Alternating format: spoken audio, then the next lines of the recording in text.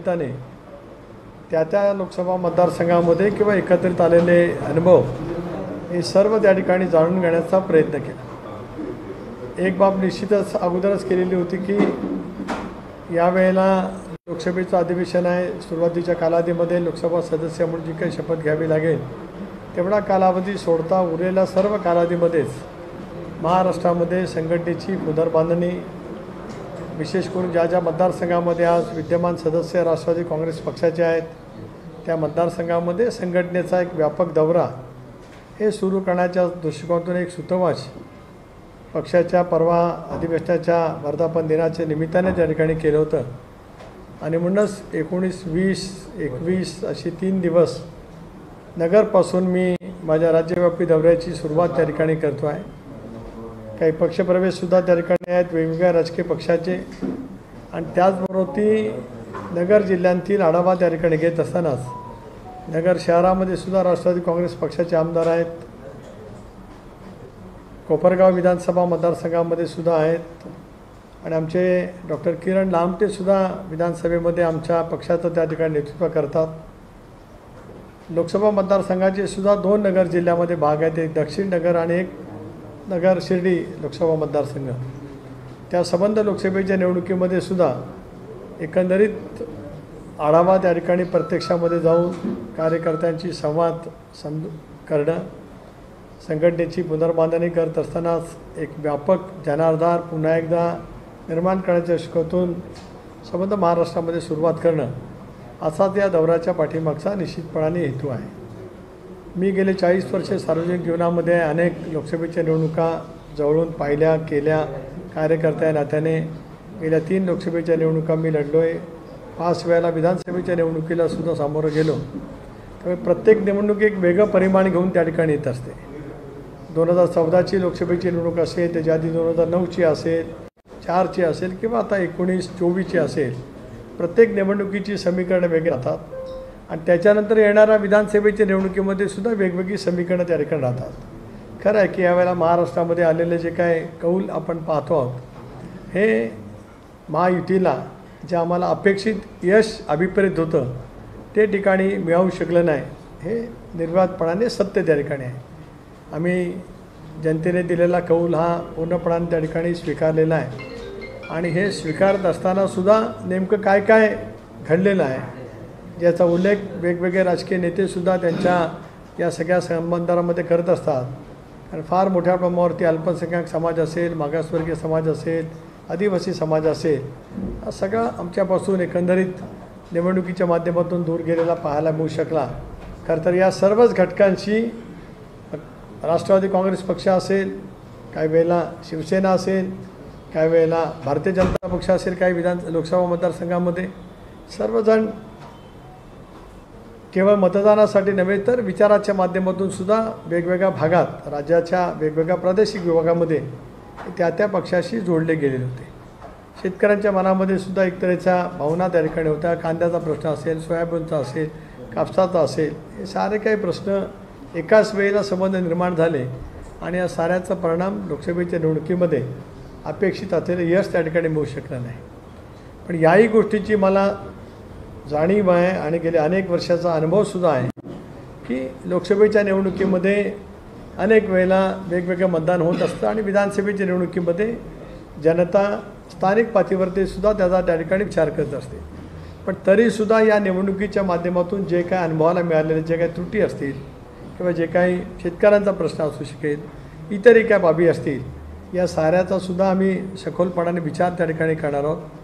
परवा दिल्लीमध्ये ज्यावेळेला राज्याचे मुख्यमंत्री एकनाथराव शिंदे, उपमुख्यमंत्री देवेंद्रजी, उपमुख्यमंत्री अजितदादा, मी स्वतः प्रफुल्लभाई भुजबळ साहेब आम्ही बसलो होतो।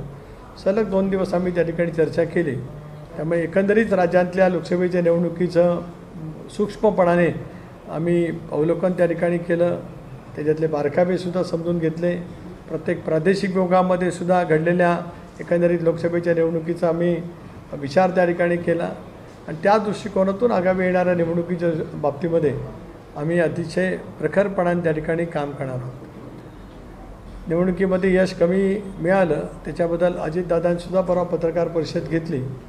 एक राष्ट्रीय अध्यक्ष म्हणून पराजयाची जबाबदारी त्यांनी त्या ठिकाणी स्वीकारली, आपण काही पाहतो की गेले 7-8 दिवस जाणीवपूर्वक राष्ट्रवादी काँग्रेस पक्षाच्या आमदारांच्या बाबतीमध्ये एक वेगळा संभ्रम निर्माण करण्याचा प्रयत्न केला जातो आहे। लोकसभेच्या निवडणुकीमध्ये एक नॅरेटिव्ह सेट झालं, काही ठिकाणी म्हटलं गेलं की सहानुभूती होती वगैरे वगैरे, ठीक आहे, असू शकते, पण ते एका निवडणुकीपुरता सीमित राहत असते। कारण माझाही दीर्घकाळचा अनुभव आहे, 84ला आम्ही अनुभवलं, ज्यावेळेला इंदिराजींच्या हत्येची सहानुभूती होती त्यावेळेला लोकसभेला होती, विधानसभेला चित्र त्या ठिकाणी बदललं, 89ला लोकसभेचं चित्र बदललं, 90च्या विधानसभेला चित्र बदललं, पुन्हा 91ला राज्यामध्ये लोकसभेच्या निवडणुका आल्या, 95ला विधानसभेच्या निवडणुकीचं चित्र बदललं, 96ला परत लोकसभेच्या निवडणुकीमध्ये चित्र बदललं, 98ची लोकसभेची निवडणूक तर काँग्रेसने राज्यात युतीचं सरकार असतानासुद्धा मोठ्या प्रमाणावरती जागा त्याला मिळवल्या होत्या। त्याला रामदास आठवले, गवई साहेब, बाळासाहेब आंबेडकर ही सारी मंडळी सर्वसाधारण जागेवरून लोकसभेवरती त्यावेळेला निर्वाचित झाली होती। माझ्या सांगण्याचा मतीत अर्थ आहे की परवा ज्यावेळेला राष्ट्रवादी काँग्रेस पक्षाचं अधिवेशन झालं, वर्धापन दिन आम्ही साजरा केला, कार्यकर्त्यांच्या मनामध्ये उत्साह आहे, आत्मविश्वास आहे।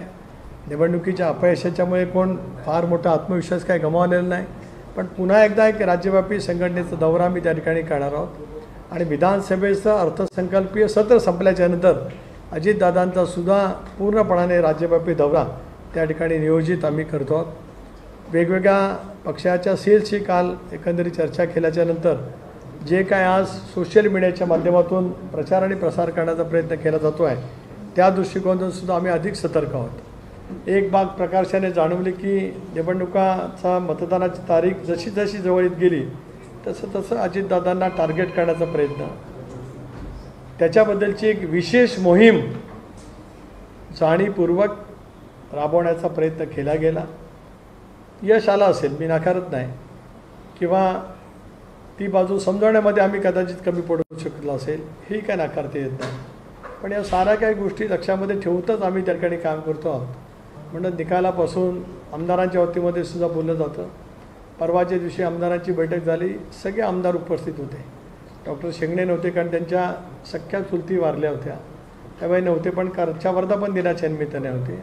डॉक्टर बाबा आत्राम यांचं ऑपरेशन त्या ठिकाणी झालेलं होतं, सुनील अण्णा बनसोडसुद्धा येऊन गेलेले होते, पण केवळ मुद्दाम होऊनच काहीतरी एक नॅरेटिव्ह सेट करण्याचा प्रयत्न केला जातो आहे।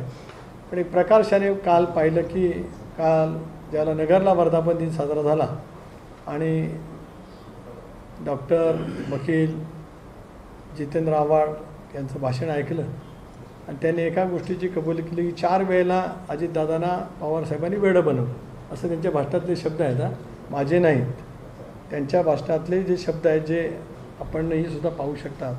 4 वेळेला साहेबांनी वेडं बनवलं अजितदादा। जे आम्ही सांगत आलो एक वर्षभर की 14 असेल, 16 असेल, 19 असेल, 20, 22 असेल, राजीनामा दिला असेल, त्या वेळेला हे ठरलेलं होतं की भारतीय जनता पक्षाबरोबरती जायचं, हा निर्णय वरिष्ठ पातळीवरती झाला होता।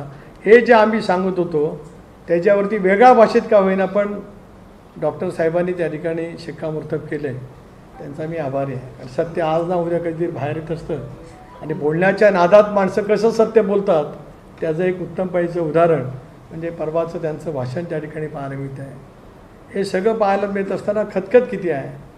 जयंत पाटील गेले 10 वर्ष पक्षाचे अध्यक्ष आहेत, 2018ला माझ्या राजीनाम्यानंतर त्यांची पक्षाचे अध्यक्ष म्हणून निवड झाली, जवळपास 6 वर्ष अध्यक्ष आहेत। त्यांना सांगावं लागलं व्यासपीठावरनं की 4 महिने मी फक्त आहे, 4 महिने तुम्ही थांबा, 4 महिने सोशल मीडियावरती काय बोलू नका, मी 4 महिन्यानंतर अध्यक्षपद त्या ठिकाणी सोडणार आहे आणि जे काय तक्रार करायचं असेल ती पवारसाहेबांच्याकडे करा। निवडणुकीच्या यशाच्या नंतर पक्षाच्या प्रदेशाध्यक्षांना या पद्धतीच्या भावना राष्ट्रीय नेतृत्वाच्या समोर बोलाव्या लागतात, याचा अर्थ नेमका काय आहे याच्याबद्दल काय मला विश्लेषण करायचं काय काळजी नाही। म्हणून काचेच्या घरात राहणाऱ्यांनी दुसऱ्याच्या घरामध्ये दगडं टाकू नयेत, एवढंच मला या ठिकाणी आणि त्यांनी सांगायचं आहे। अनेक जण आमच्याही संपर्कात आहेत, नाही अशातला का भाग नाही, परंतु 33 प्रचाराची धाटणी दर खेपायला उपयोगात येईल असं नव्हे। आता महाराष्ट्रामध्ये सहानुभूती जर काय तयार कोणाच्या वाटेमुळे होणार असेल तर 24 तास गेले 25 वर्ष अविरतपणाने राबणाऱ्या अजितदादांच्या वतीमध्येच सहानुभूती निश्चितपणाने तयार होईल। महायुती म्हणून आम्ही या निवडणुकीला सामोरं जाणार आहोत आणि पूर्णपणाने लोकसभेच्या निवडणुकीमध्ये जे काय वेगवेगळ्या कारणांच्यामुळे आम्ही जे काही कमी पडलेलो आहोत त्याची असलेली तूट पूर्णपणाने भरून काढण्याचं काम हे पुढच्या कालावधीमध्ये त्या ठिकाणी होणार आहे. आज आपल्यामार्फत राज्यातल्या जनतेच्या समोर पक्ष म्हणून आणि राष्ट्रवादी काँग्रेस पक्षाचा जो कार्यकर्ता झोकून देऊन काम करत असतो, दादांच्या प्रती त्याच्या निष्ठा आहेत, विश्वास आहे, आत्मविश्वास त्याच्या मनामध्ये आहे, त्या दृष्टिकोनातूनच आज आपल्या सर्वांच्या समोर हे मी या ठिकाणी मांडलेलं आहे. मला आजच्या पत्रकार परिषदेच्या निमित्ताने एवढंच सूचित करायचं होतं. आपल्याला काय विचारायचं असेल आपण विचारावं, असं विचारावं अशी विनंती करावी.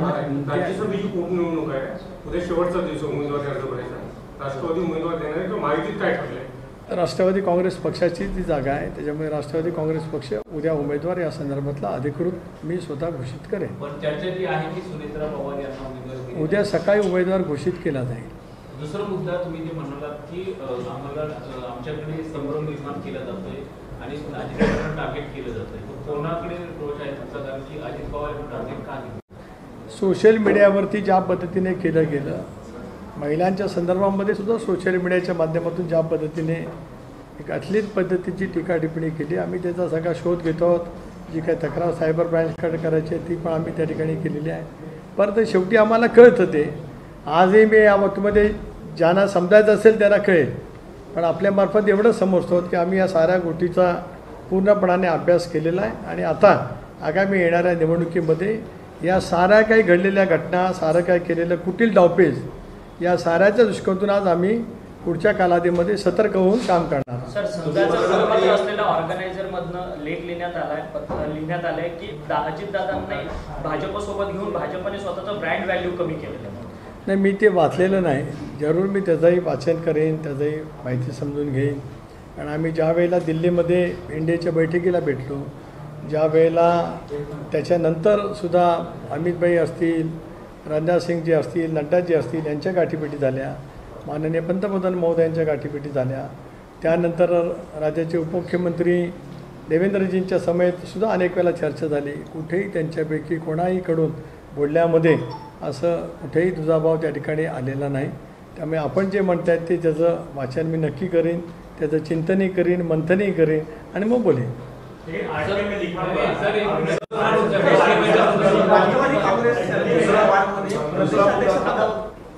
अल्पसंख्याकांचं तुम्ही म्हणताय म्हणाला तर एक चर्चा जी आहे मुस्लिम आरक्षणाचा विषय पुढे निघतोय, तर मुस्लिम आरक्षणाच्या संदर्भात आपली अधिकृत भूमिका काय आहे? नाही, आम्ही सगळेजणच अल्पसंख्याक विभागाची काल माझी बैठक झाली. पुन्हा पुढच्या आठवड्यामध्ये माझा नगरचा दौरा सुरू होण्यापूर्वी आम्ही पुन्हा एकत्रितपणाने बसणार आहोत, सर्व काही समजून घेणार आहोत आणि मग आम्ही त्या संदर्भातली भूमिका स्पष्ट करू. नवी मुंबईला तुमचं एक अधिवेशन झालं होतं मायनॉरिटीचं, तर तिथे तुम्ही सांगितलं होतं की आम्ही we are definitely going in for religious and educational. नंतर तुम्हाला एका तासात तो विड्रॉ करायला लागला होता. एकच फक्त आहे, जे काँग्रेस एनसीपीचं सरकार असताना 5% मुस्लिमांना रिझर्वेशन दिलं होतं. Education reservation has been appealed by the Bombay high court, पण ते काही इम्प्लिमेंट झालं नाही.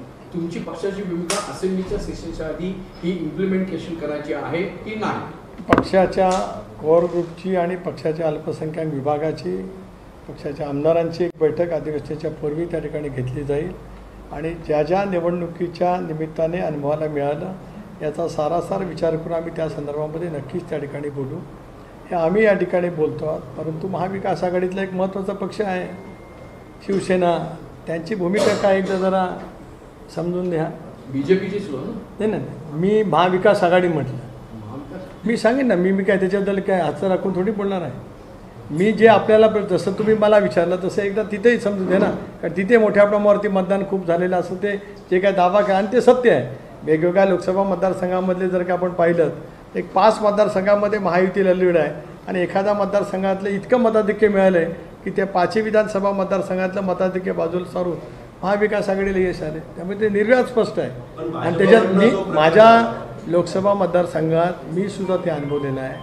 माझ्या शिवधन विधानसभा मतदारसंघामध्ये सुद्धा मी अनुभवलेलं आहे आणि त्याच्यामुळे या संदर्भामध्ये पक्ष म्हणून आम्ही एकत्रितपणाने बसू आणि ठामपणाची भूमिका नक्की त्या ठिकाणी बदलू. अल्पसंख्याक समाज दूर का केला याचं तुम्ही काही आकलन केलं? कारण तुमच्याच मित्रपक्षाकडनं त्या समाजाविरुद्ध जो प्रचार झाला लोकसभा निवडणुकीमध्ये, नाही, आम्ही सर्वच गोष्टीचं अवलोकन करतो आहोत. म्हणूनच कालची जी बैठक लगेच घेतली, कारण निकाल लागला 4 तारखेला, नंतर माझे 4-5 दिवस दिल्लीमध्ये गेले. पण मी मोकळा झाल्यावर काल पहिली बैठक घेतली आमच्या अल्पसंख्याक विभागाच्या सगळ्या पदाधिकाऱ्यांची आणि प्रमुख नेत्यांची. 20-25 प्रमुख नेते होते. जवळपास 2.5-3 तास मी चर्चा केली. कारण मलाही या संदर्भातला खूप अनुभव आहे. कारण माझ्या लोकसभा मतदारसंघामध्ये अल्पसंख्याक समाजाच्या मतदारांची संख्या लक्षणीय आहे. शिवधन विधानसभा मतदारसंघामध्ये लक्षणीय आहे. त्यामुळे त्यांना जेवढं त्याच्यातलं माहिती आहे तेवढी मलाही होती. पण आम्ही काल एक खूप याच्यावरती चर्चा केली. पुन्हा एकदा एक 7-8 दिवस ते सगळीकडे फिरतील आणि मग पुन्हा एकदा आम्ही त्या ठिकाणी बसणार आहोत. राष्ट्रवादी काँग्रेसमध्ये शरदचंद्र पवार गटामध्ये प्रदेशाध्यक्ष पदावरून कुठेतरी शिवयुद्ध चालू आहे. कारण रोहित पवारांनी भाषणामध्ये जो उल्लेख केला आहे कुठेतरी योग्य वाटतो. पक्षाचा एक महत्त्वाचा कार्यक्रम असताना अशी टीका टिप्पणी करणं कुठेतरी योग्य आहे. हे शीतयुद्ध नाही, हे युद्ध आहे. शीतयुद्ध याला म्हणत नाही.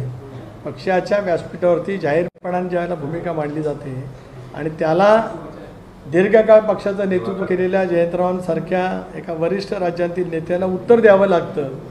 त्यामुळे ते शीतयुद्ध काय म्हणतात, हे तर काय सरळ वॉर आहे. पण मला त्याच्याबद्दल काय आहे का, तो त्यांच्या पक्षांतर्गत भाग आहे. मला त्या संदर्भात काय टीका टिप्पणी करायची नाही. मला एकच पॉईंट आऊट करायचं आहे की त्यांनी आपलं घर बघावं, त्यांनी म्हणजे जे टीका टिप्पणी करतात ते त्यांनी, आणि मग आमच्याकडे बोट टाकावं, एवढंच आहे. परिषदेच्या 4 जागांसाठी निवडणूक सुरू आहे. महाविकास आघाडीने एकत्रितपणे उमेदवारी दिलेला आहे. मात्र महायुतीमध्ये आमने सामने उमेदवार पाहायला मिळते. नाही, आम्ही दिल्लीमध्ये ज्यावेळेला बसलो होतो त्यावेळेला या विषयावरती चर्चा नक्कीच त्या ठिकाणी केलेली आहे. एक स्ट्रॅटेजीसुद्धा आम्ही नक्की केलेली आहे. मुख्यमंत्री होते, दोन्ही उपमुख्यमंत्री होते, मी स्वतः त्या ठिकाणी होतो. त्यामुळे आम्ही ह्या सगळ्या निवडणुकीमध्ये महायुती म्हणून एकत्रितपणाने स्ट्रॅटेजिक निवडणुकी लढतो. लोकसभा निवडणुकीच्या वेळी सुद्धा उमेदवार याच वादांमुळे लेट जाहीर केले.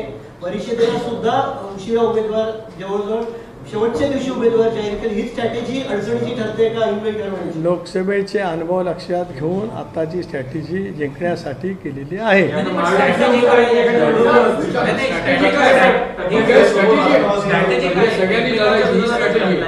मी सांगेन ना आपल्याला, सगळेजण ठिकाणी लढतो असं नाही. तुम्ही अर्ज मागून घेतल्याच्या नंतर तुम्ही समजून घ्या, ही प्रेफरन्शियल वोटिंगची निवडणूक आहे. त्यामुळे जरा आम्हाला निकाल तर लागेपर्यंत वाट पहा. आम्ही अजिबातच काय ब्लँक आहोत असं मानू नका. मी एक मिनिट पंकज, आम्ही अजिबात ब्लँक आहोत का? माझी 40 वर्ष सर्वांची निवडणूक झाले, मुख्यमंत्र्यांची झाली, उपमुख्यमंत्र्यांची दोन्ही झाली. So we are strategic people politically. We are mature. We know what to do. So why you worry? नाही ना, कुठे 4 जागा तर आपण यादी बघाने मग बोला ना. आता काय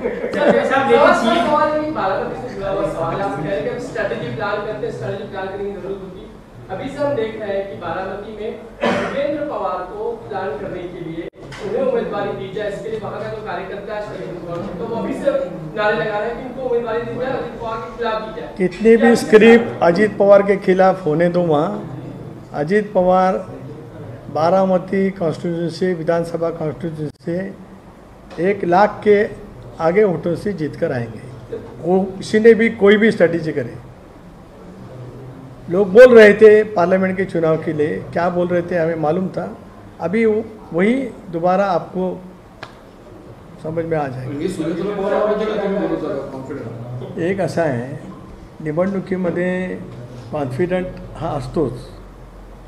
तुम्ही पण गेले अनेक वर्ष संजय जोग पत्रकारच्या क्षेत्रात आहात. आपण सुद्धा वेगवेगळ्या पद्धतीच्या सर्वांनीच वेगवेगळी गणितं मांडली होती. पण कोणालाच यावेळेला निकाल लागताना का होईल असं सांगण्यात येत नव्हतं. माझ्या लोकसभापुरतं सांगता येईल तर मी मतमोजणी केंद्रात जाईपर्यंत मला आपले अनेक काही मित्र सांगत होते की तुम्ही जाताय खरं, पण तुम्ही परतताना नाराज होऊन परतणार आहात असं सांगणारे. 8 वाजता, मी 8 वाजता 7:45 त्या पेंडालमध्ये आत पोचलो. त्याच्या आधीच रस्त्यात मी गावाला सकाळी निघालो होतो 1.5 तासाच्या प्रवासात.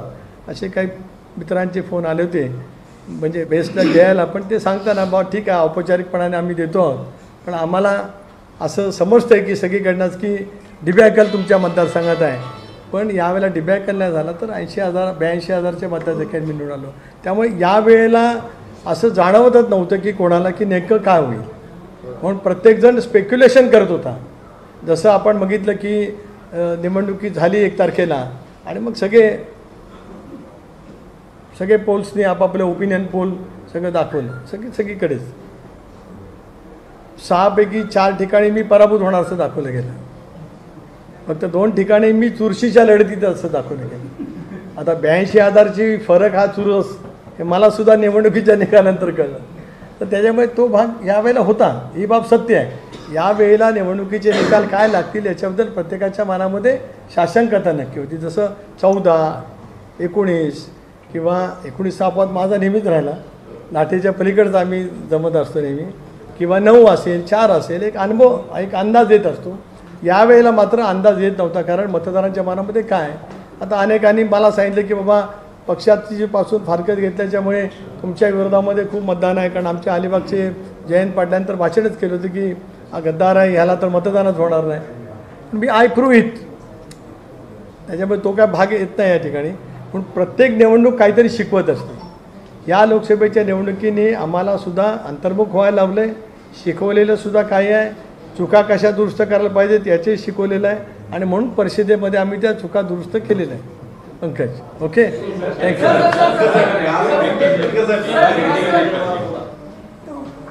सोनवणे जे आहेत ते आमच्या संपर्कात आहेत, तुमच्या आमदारांनी काय म्हटलं होतं, त्यांचा काहीतरी दादांना फोन झाला असं त्यांनी सांगितलं.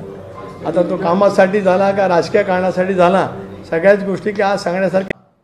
समाजातल्या वेगवेगळ्या घटकांच्यासाठी राष्ट्रवादी काँग्रेस पक्षाला काय अपेक्षित आहे हे आम्ही मुख्यमंत्र्यांच्या समोर पण सादर करू, उपमुख्यमंत्री देवेंद्रजींच्याकडे पण करू, आणि अजितदादा आमचे अध्यक्षच आहेत त्यांच्याकडे सुद्धा बोलू. सर, आप अल्पसंख्यक समाज को साथ मिलाने की बात कर रहे हैं, लेकिन वही अगर आप देखें कि किरीट सोमैया और रणवीर कोटेचा की सीट के बारे में बात करते हैं कि मानसून से ज्यादा वोटिंग हुई, ये पूरा बांग्लादेशी परिसर था और इसलिए वो जो विरोधी उम्मीदवार है संजय जीरा पाटिल जीत गए. हर पार्टी को चुनाव के रिजल्ट के बारे में एनालिसिस करने का अधिकार है. भाजपा के नेता क्या एनालिसिस करे वो उनका अधिकार है. राष्ट्रवादी कांग्रेस पार्टी क्या एनालिसिस करे वो राष्ट्रवादी कांग्रेस पार्टी का अधिकार है. जब हम साथ में बैठेंगे चुनाव के रिजल्ट के बारे में, तब हम सारे बातों के ऊपर चर्चा बिल्कुल करेंगे. क्योंकि हमको विधानसभा जीतनी है, 200 सीट फिर दोबारा महायुति के लाने हैं. सब हम इसके बारे में हम बहस करेंगे, चर्चा करेंगे और नीति तय करेंगे. ओके, धन्यवाद.